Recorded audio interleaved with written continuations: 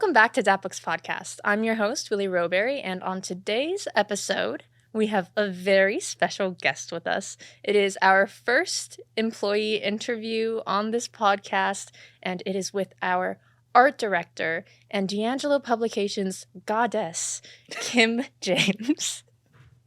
Hi, Willie. It's great to have you here. It's good to be here in LA with you guys. I was waiting. I knew I would introduce you with our goddess, and I was just waiting for it because I knew it'd make you laugh. Oh my goodness. Yes. But also I have so many names. You have a lot of names. I feel like I refer to you most as our goddess. It'll always be like, because you're the one who keep us right. We're all feral without you. But whenever Kim's around, we behave ourselves because you keep us in line. That's all. You all keep telling me that I'm the grown-up of the group. You have to be the mom. So. The analogy is generally Sequoia was a teenage mother when she had you, and so you became the eldest daughter who had to take care of the rest of the family. All the chiclets. Exactly. And it works out that way. I feel like every time we're with you, or every time you visit us, because you always come to us. Yeah. We just have to behave ourselves. That's all. That's all. Have to. We have a button now. Yes. Sorry. we got out of hand there, but I feel like despite working with you for like over 3 years at this point, I don't actually know a lot about your relationship with the company and how you got started here. I've heard the story like broadly and briefly that you used to work at a church. I did. So I worked at a church for 12 years. When I started working there, I was not going to be there for 12 years. And my job changed every so often. I was a ministry assistant. I was the publications director. I worked in finance office for a long time. It was just a lot of random things. And toward the end of it, I really didn't know what I was doing there, and it was really hard to get up and keep going every day. And so someone asked me, if you could do anything, what would you do? And I was like, I love to read. I love books. I could be an editor. I am a terrible, terrible editor.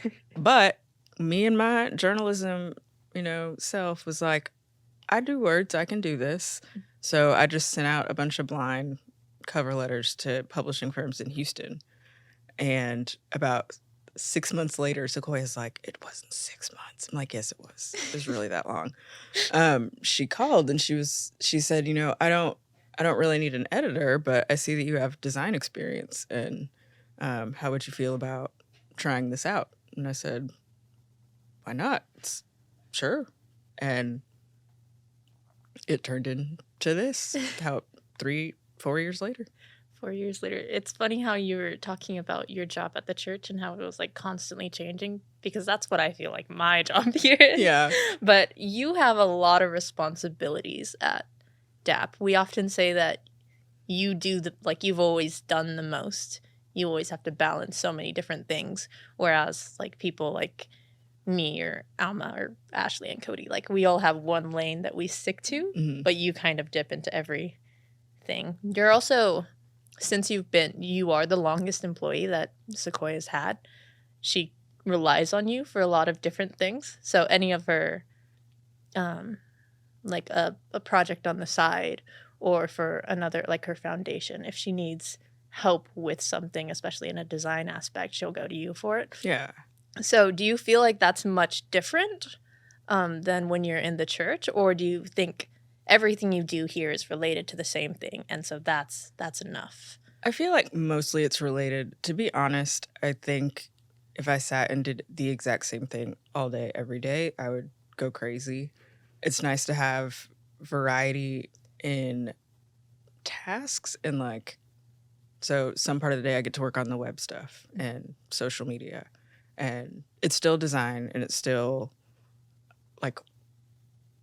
orderly in planning, but it's not, sitting in InDesign for 4 hours laying out a book.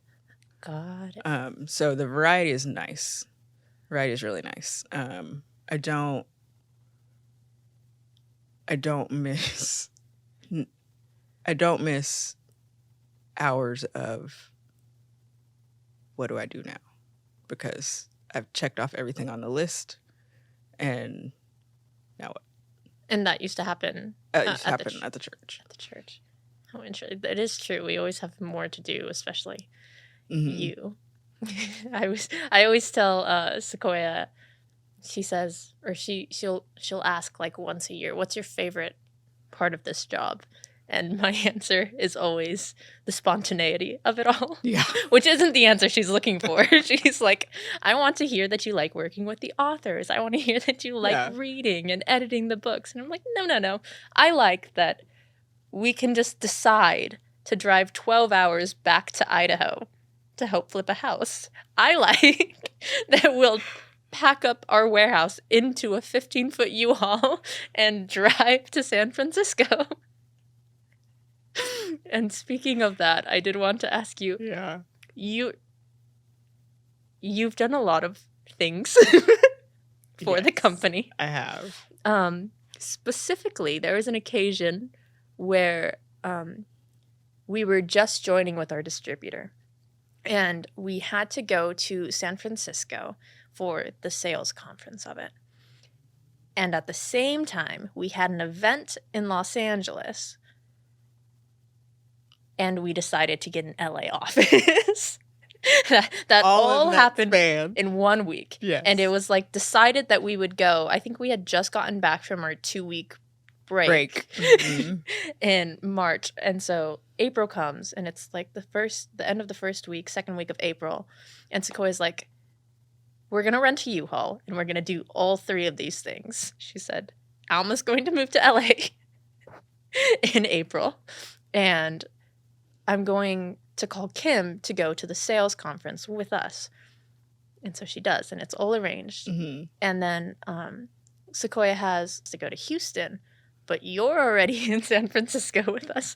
So the plan was for you to drive the U-Haul to Los Angeles. Yes. I think I flew in on a Monday maybe, and so she called me Saturday afternoon getting ready, running about town, just getting the last minute stuff together.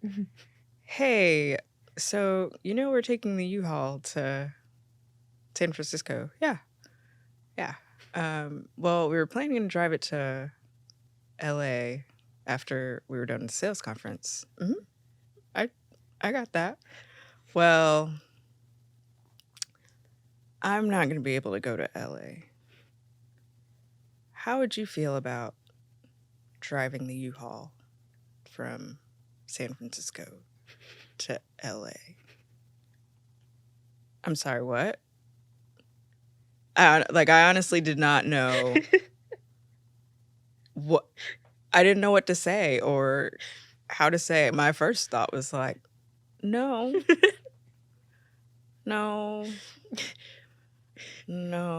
We always say that we just forget that it will sound crazy to other people if we say our things out loud. Yeah. We forget that you're not in it with us all the time. And so if she calls up and asks something completely ridiculous like that, you probably would be caught off guard. I mean, it wasn't so it wasn't like, hey, let's go skydiving tomorrow. But it was very not expected because I thought, go to San Francisco for 2 days and go home. And it ended up not being that. It ended up being a really good week. It was just not at all what I planned. And you got to learn a lot of my driving phrases. Yes. That I have secret road rage. Varying degrees of road rage. Yours is very funny because you'd keep your calm voice. But the words were just, it was great. Yeah. I liked it a lot. On that same trip, we had the launch event for Afghanistan, one of the gorgeous coffee table books that you laid out for us. How was that? You got to meet I got to meet Holly. Holly in person, and John Long was also John there. Long was there. You've met him before, I think. I had met John Long before, and Namit was also there. Namit was also there. Yeah, he and his family were able to attend. So it's really interesting meeting authors in person. I am very removed in Houston. I email and Zoom a lot, and you can kind of feel somebody out over Zoom, but not anything like in person. And so there would be moments, you know, when I'm at home working and I'm just like so frustrated with this back and forth with the author. And then I meet them in person and they're so kind and so just like it's their baby. And I finally understand that like this is their child and they just want it to be the best it can be. And I'm, you know, I'm sorry I was crazy if I did whatever, but I just want this. And I want their book to be something they're proud of. But it's just so funny that, you know, with distance, you make up all these things. And then when you get to meet someone, it's like, oh, you're cool. I remember Jackie. You also met when we were at the sales conference. I because did. We met her for coffee. And I remember you were really nervous because your interactions with her before had been over email.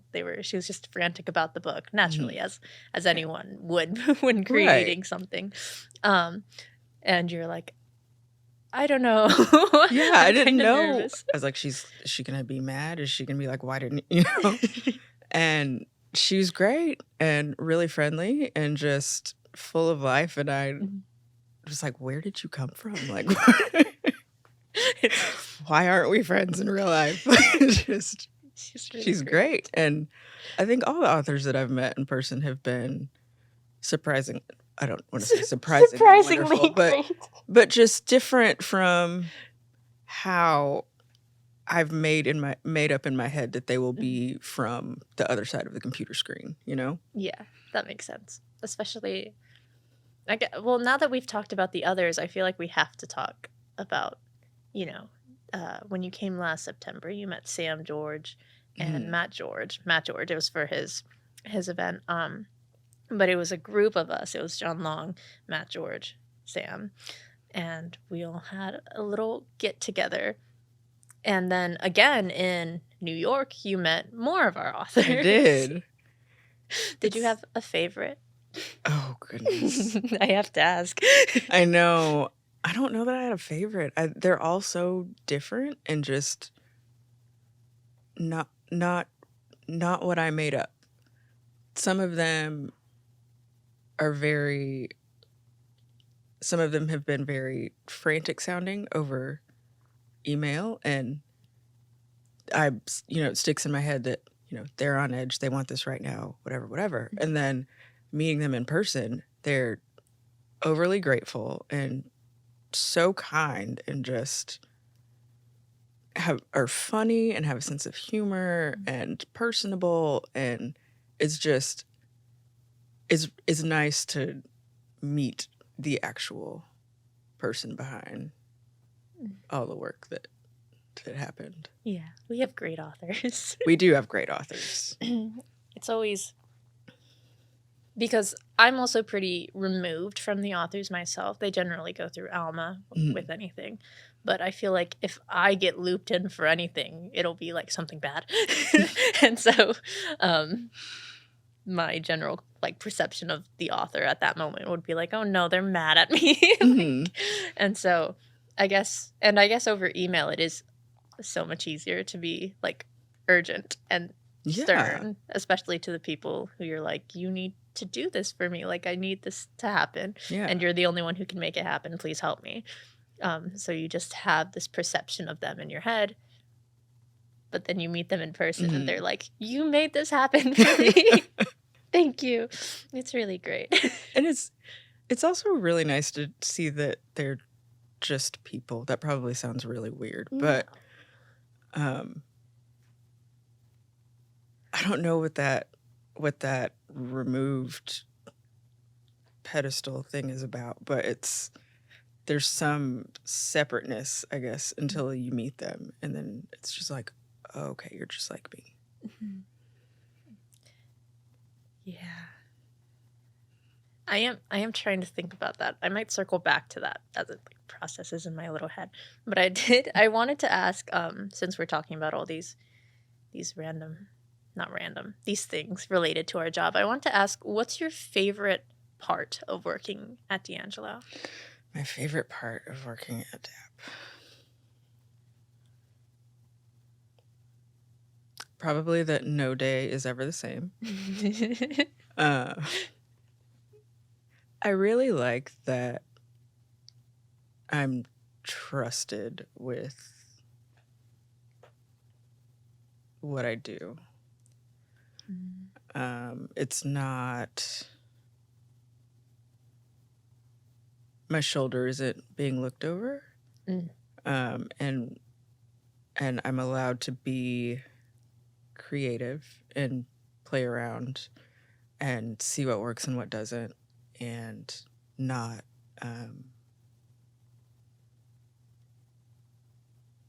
not made to feel bad if something doesn't jive, or there's always options. I remember in the last decade of my life, someone telling me, you see this way or this way, and remember there's all these options. And I feel like I'd get to see that every day working for DAP. That's nice. There's always options. Do you think it's always been that way? Because we actually have a couple of your first books that you laid out for us here with us.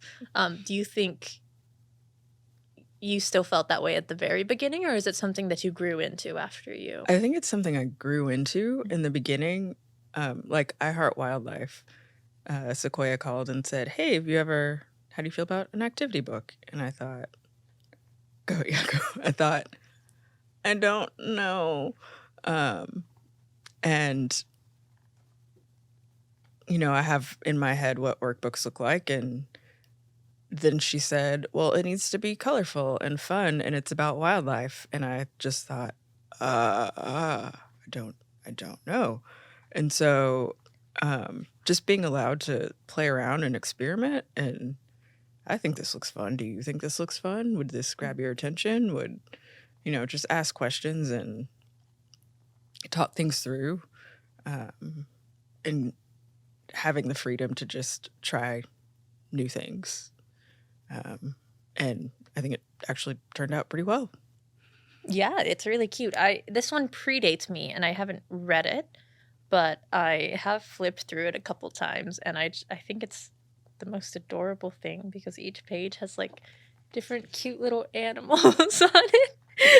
I'm very simple. You give me wolves, I like wolves.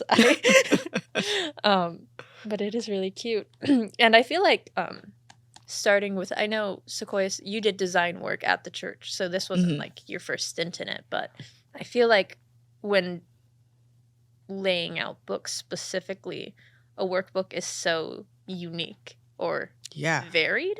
Like you have to do very much. Each page is so much different than the last one in this book. So I feel like this was a good thing for you to start with for the company. Yeah, I didn't know that then. I just thought, oh my gosh, this is a challenge.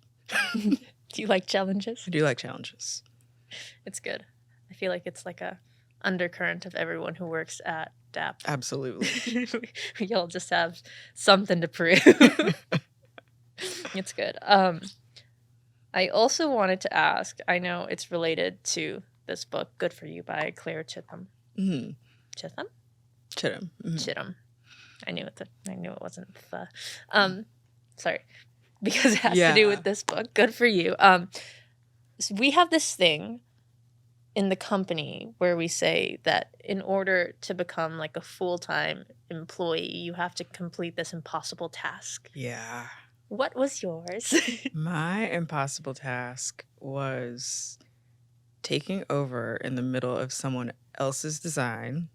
Oh, I didn't know. To finish Good For You and to communicate with the authors on New Zealand time, which I don't even remember how many hours off it was, but I remember having meetings starting at 8 and 9 p.m. and it's an elaborate book with a lot of pictures and a lot of different parts, and they wanted it to be fun, funky, and modern, and I had to start with someone else's interpretation of that and figure out how mine fit into that. And then at the end, it ended up being a rush to the printer because we had to print in New Zealand. It's mostly a New Zealand-based book, and so their turnaround time and print schedule was not in line with the time that I thought I had Oh, to finish the book. wait, so how much did you have to rush? Were you done by the time? I was done, but there were a couple nights I stayed up to finish and then email and check, is this okay? Bring it back. What needs to be changed? Okay, we have to be done by X time on X day, right? Right. Okay. I need you to email me back. I remember when I first started working, Sequoia came into the office and she was like showing you off. She was like, see, Kim gave me this at 2 a.m. last night. She's like, this is the type of employee that I love to have. That I can just email her with things in the middle of the night that I don't expect to address until the next day, but she just does it at 2 a.m.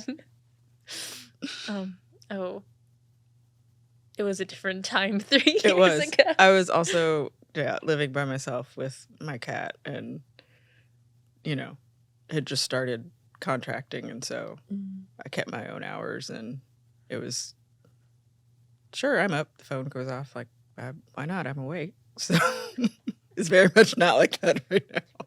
We always, I wish you were like around us enough in the office to like hear how much we praise you, just like in a day-to-day basis.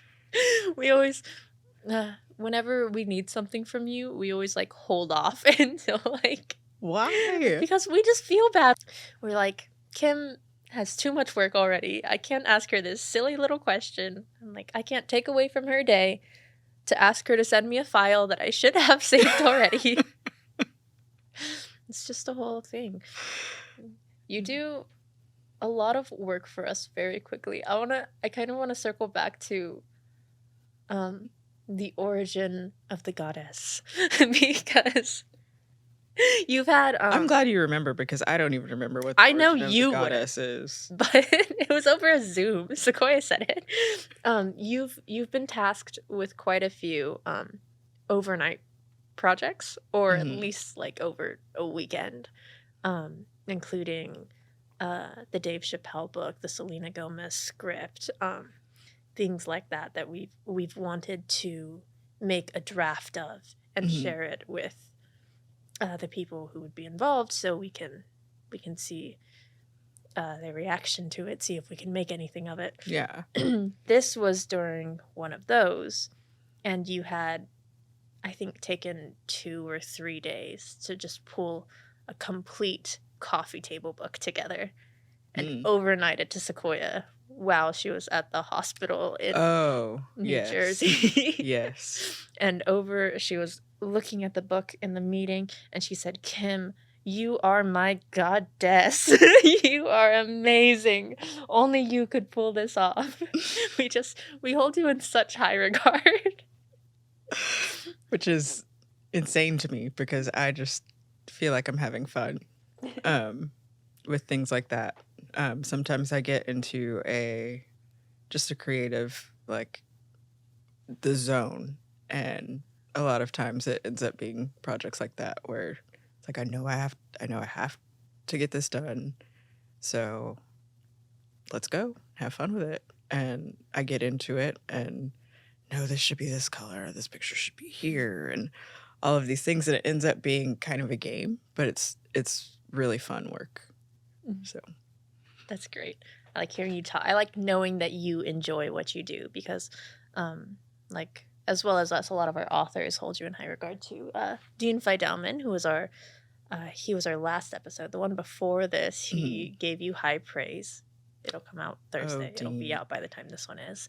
And Matt George, in his dedication, he said that you were able to make his book into a perfectly crafted wave.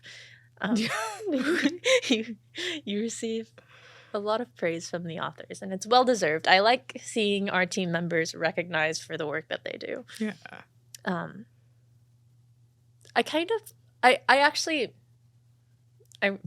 This is me wanting to brag about you again. You just graduated from, I think last year, a master's program in publishing. I did. Can you tell us about that?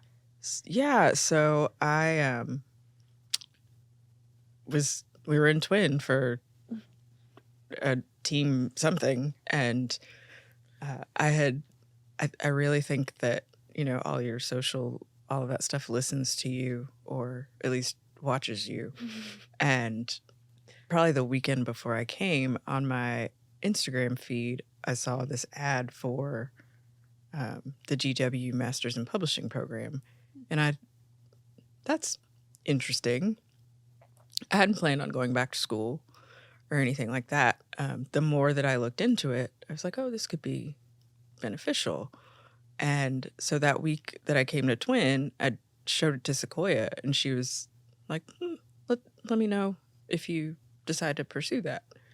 And so the semester was closed. I was like, I know this is for next year, but I emailed and asked for more information. And the representative from the school was like, no, actually, we have spots for this next fall if you want to go ahead. And it just all kind of came together. This next fall. So I think you were in Idaho in May. Mm-hmm. So it was... Yeah, it really came together in like 3 months. Wow. Which I was not expecting at all. But it was great. I did it because the more I looked into it, the more I wanted to know how the book business actually works. And I think just have a solid foundation instead of, hey, this would be great, let's try this new career. But just to understand, I guess, what I should be doing or shouldn't be doing, how things really work. I know it's different for us a little bit because we're an indie pub, and we work on a much smaller scale, but how do the big four, I guess now, do it? How do they do their planning? How do they do their marketing? I know they have, floors and offices of people, and there are 5 of us. But how can we take what they do well and learn how to do it well here, so that we are better for our authors, that we're better, for our business? Just how do things really flow? I feel like you learned a lot, or you've learned enough to be able to like break down the foundation of it and kind of like feed it to us like through your little hands, and we eat off your palms like baby chicks. You're just guiding us to doing better, because like you said, we are a really small team, and we're just doing our best. But publishing isn't a lucrative industry. It is not. Anyone will tell you that it is not. And you can be the one-off author that happens to have a huge hit. Most authors do not. Most authors, they say success is 10,000 copies over 3 years. Over 3 years. And, some people have 10,000 copies overnight, but that's not the norm. Although me personally, I want to write a book and I want to sell 10,000 copies overnight. Right. Like I think I know they want that. And I would love that for them, but it's not the norm. It's not. And I think it's that way with all media, to be honest. I worked in magazine publishing for a little bit after college, and I remember the first time I went and sat with my boss there, and she was telling me, we don't We don't make money from selling magazines at all. We make money from advertising. And I thought, oh, that's why she's out hustling all the time to get ads, because that's what pays the bills. Even in journalism, the newspaper, when I worked for the newspaper, it was the same thing. Very just, we sell copies of the paper, and that's great. That's not what keeps the lights on in here. That's so. It's kind of like disheartening It to talk is. about, but I mean, it's important for us to know and be aware of, especially for indie pubs. I feel like it's just so hard to get yourself off the ground, and like with the big four, like one of the big five bought another big five, like, and they do that for like any indie pub that like kicks off the ground more than just the rest of them. So I feel like even if we do make it, there's always the danger of just being swallowed up. I remember seeing a list of it started the big four, and then all of their imprints, and then how those imprints came to be. And the more I went down the list, I was like, okay, so they bought this little indie pub, and they bought this little indie pub over here, and it was just scary that that's how the business works. It's great that, you know, they still have their niche and some of their autonomy, but that's frightening to know that, you know, someone may just come along and you work for me now. Yeah, I feel like we have an advantage in that we don't just focus on one specific genre. We kind of go all sorts of different books, as you know, anyone who's read like more than 2 of our books will know we're all over the place in a good way. And I think that hit home when we went to sales conference last year and just met other publishers, and they had a very specific something that they did with much larger teams than us. And they would have like specific targets too. Like when they were pitching, they'd be like, it's specifically for the person who sells to libraries, because we make these books for libraries. Yeah. And we want to sell to them. Whereas we're trying to pitch to all of the different channels. And I mean, obviously, everyone's going to want to pitch to multiple channels. Like the more sold, the better. But I feel like it might be easier to establish yourself as a specific genre, pitching towards a specific person. But I feel like we've talked about this with Sequoia a lot. Like, should we focus on more of just one thing? And we always just go back to no. No, we shouldn't, because our prerogative is publishing powerful stories. Right. And every single one of these that we've done are all like our creation. We love them all, and we don't want to turn down other projects just because they don't fit with what, like, our specific niche. That'd be silly. Yeah, it's different people have, different people have different voices and different ways of presenting their story. And just because one may be fiction and one may be a memoir and one may be take these points from my life and, you know, make a plan out of them, or one may be, this is what I learned on a mountain. It doesn't make any of them any less powerful or any less inspiring or strong.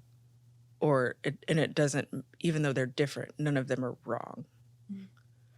And so I love that we publish a range of things. People ask, you know, what do you do? I work for a publisher. Oh, what do you publish? Everything. Everything. Really? Yeah. It's fun. It's something different every day. It really is never boring. And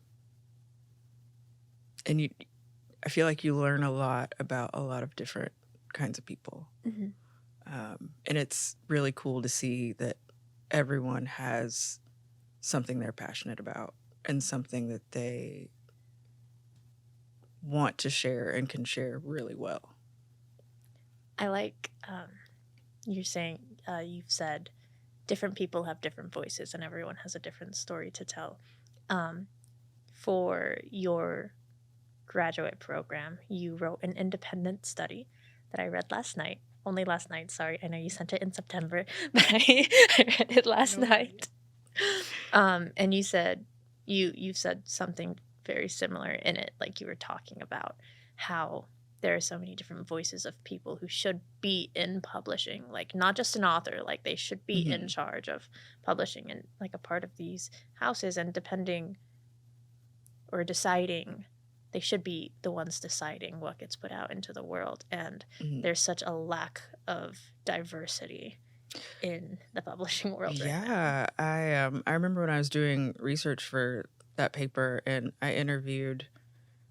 He's a professor at, I'm going to say the wrong school, so I'm not going to say it, but he was asking me about my firm, and I was like, yeah, there are 5 of us. We're all women, all very different stages of life. Like, it's a very unique team.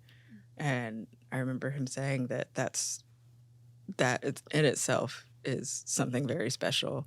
Publishing has historically been a white male dominated field. And that's not the face of the world. And it is very important for people to see themselves in books, to know that their life experience is they're not alone. That's not unique to them. There's nothing wrong with them. Other people have felt the same things, experienced the same pain or joy or triumph or whatever, that, this person on this side of the world can see what someone on the other side of the world's life is like through a book. It's so important that every voice is represented. And I think the industry is shifting towards that. I think it's a slow shift. But it's hard. One thing is, like you said earlier, publishing isn't a really lucrative industry. And, are you going to go to school to be a doctor or a lawyer where you can make money later? Or are you going to go to school for editing and publishing where you may scrape by your whole life and spend years and years in the same position? Are you going to pursue a career where you can get a decent job right out of school? Or are you going to pursue a career where you have to do an unpaid internship or fellowship or whatever, and maybe you get a job at the end of it, but you don't know for sure? There are a lot of barriers to entry. Yeah, I didn't know that. I stumbled into this job because I was wandering my local college and I saw a flyer that just said paid internship, and then it had an email at the bottom that said D'Angelo Publications. Yeah. So at least there was like some insight to what it was, but I just plucked it and I was like, I'm looking for a job, I guess.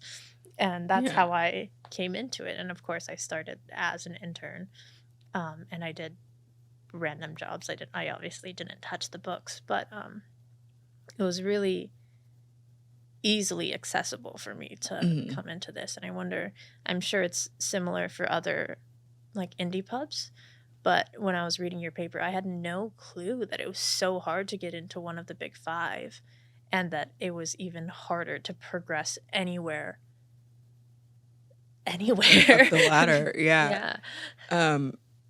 So when people get those big, executive editor or chief publisher of whatever, those are lifetime jobs. And so they stay there, and the person underneath them stays where they are, and it just kind of, the ladder doesn't really move.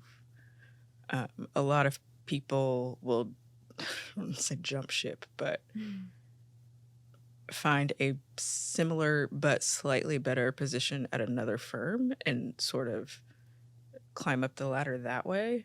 But there's no sure, it's not, I work this number of years and I'm going to get promoted to this. And then after X many number of years, I get this. It's not that way at all in publishing. It's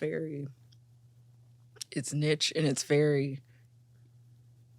there's a broad range of things to do, but you are kind of pigeonholed in that thing, whatever your thing is. That's so scary to me. I know we'll never have to do that. I guess we're very fortunate in the fact that we are a smaller team and that it's very easy to see, or I'm not sure the right way to word that, because I want to say it's not like we get promotions, because I feel like we work differently in the sense that it feels more like there's obviously a chain of command, but we work kind of in a partnership with Sequoia. Yeah. Like we're all just working towards the same goal, and therefore it's not like we're constantly trying to battle for like a higher position. We're just all trying to figure out how this all works, and to make it the best possible thing for our team and for our authors. Like we don't want to sell anyone short, and it's just a hard ocean to navigate. Yeah. And I think we're really fortunate in that way, that we don't have politics to play behind the scenes, or, it just is what it is, and we are all working towards the same goal, and it's refreshing. Yeah, it's refreshing. I mean, I do like drama, but that's to say, workplace drama is different. Yes. But it's nice being so close with everyone and being able to be close with our authors and form relationships with them specifically. I feel like I mentioned that, I talked about that with John Long as well, in his first interview, that, when you're such a small team, you get to work like personally with each author. And that's probably most beneficial for you who, are laying out the book and, I don't know why I was going to phrase it like this, but I was going to say sewing their dreams together. Some will tell you that's what it was. No, it's really neat to talk to them, and, like some silly things, like they have section breaks, and is there a symbol that means something to you that you would like as your section break? Or, I don't know, does the way that the photo falls in with the text, does that look good to you? Or does it, is there some way that you would think it would be stronger? It's interesting to get to know them and their personalities and kind of what makes them tick. It is fun. I feel like if every person were to lay out their book in the way that they wanted, I think you could tell so much about their personality. Is it going to be like rigid? And I don't know a thing about laying out, so I'm not going to go down that rabbit hole. But I remember, because you want to publish a book, at least one book, and you read some of your writing to us before, and it was lovely. I hope you do get to write more of that soon. It would be great to publish. But I remember Sequoia had asked you, do you want to go to a satellite layout artist to lay out this book, or do you want to do it? And you're like, no one's touching that book.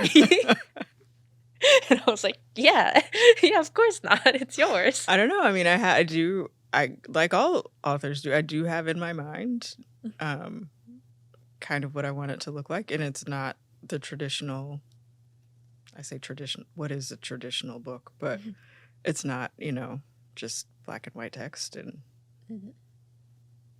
I'm sure I could try to communicate that to someone, but it won't, if I tell them, it won't look like what I think it should look like. I feel like, what's a good way to say this? When thinking about this and thinking about, oh, well, when I publish my book, I'm going to want these specific things too. I always just have to keep reminding myself that whenever I'm like in any way frustrated with an author, I'm like, no, this is like this is their creation. This is their this is something they've had in their head, and we're just trying to help bring it to life. I can't be frustrated just because they are, because they're frustrated. Their frustration is rooted like deeper than mine Yeah. is. Like, this is theirs. Yeah, they place an incredible amount of trust in us. And we have to handle that responsibly. I guess that's really the best way to put it. And I am grateful that they do trust us, and it's wonderful when they're pleased with the product. It's kind of relieving in a way, because you don't know until you hold it in your hand. And you guys get to hold them a lot sooner than I do. Yes. And so I see it on the screen and it looks great to me, but I don't ever know how it turns out in print. And even to hear, like, when you guys deliver books or ship the copy to the author and they're like, they loved it, they were so pleased. It's like, oh, good. Because that means that I understood what they wanted. And was able to, make it real for them. I think that's probably the best part of the job. Yeah. I remember when you came to LA last September and you saw so many of them for the first time, but I think it was Little Buck specifically that you were holding in your hands, and you're like, oh my God, this is so cute. Yeah. And it really is. And I just keep forgetting that you haven't seen them.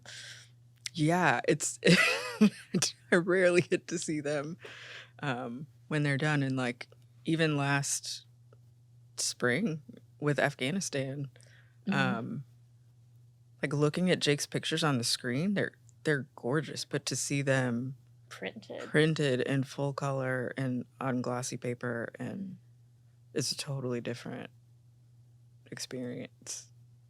It's all flat on the screen, and it comes alive in your hands when you have it. You can flip the pages yourself and look at them. Yeah. I remember, or we haven't seen them in person. Keep Our Beaches Clean by Mackenzie Kaiser and Kelly Slater and her second grade class. Yeah. She sent a video of her opening it, and she was in tears because she was just so happy that it was, there and physical. I like the belief that we make some people's dreams come true, but maybe I'm just an optimist. No, I think in some respects we do, and that's really cool. Like, what power, not power, but what, like, that's a gift in itself, I think.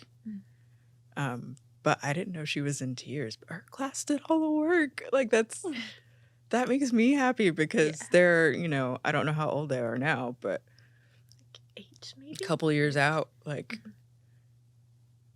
these second graders are going to have something to remember for the rest of their lives. And, to them, it may have been a silly little project in class but now it's turned into this whole big thing of we're in print, and we have our names and our drawings of ourselves in a book. And, we got to work with Kelly Slater, and who, like, not everybody gets to tell their future generations that, so it's really cool. It's really cool. And I guess that's what this is all about. Yeah.